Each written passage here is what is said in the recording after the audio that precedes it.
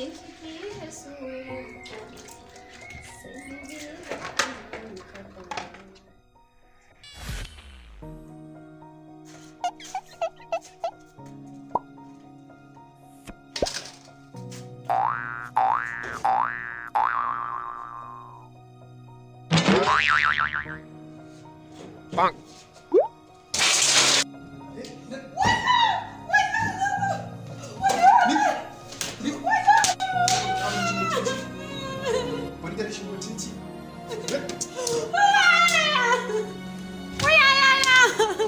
Saboda tsabar rashin mutunci yanzu ban ɗakin haka zaki bashi haka zaki babban ɗakin yanzu in muka yi baki ba suka zo baki na kunya haka zaki babban ɗakin so fa to ke bari fa in buga miki ni na gaji kawai kariya ki zan kashe ki kawai ma zan yi in huta in zubar da ki wannan wani irin masifa ce yanzu inda kashe ki ai shi kenan ko Assalamu alaikum.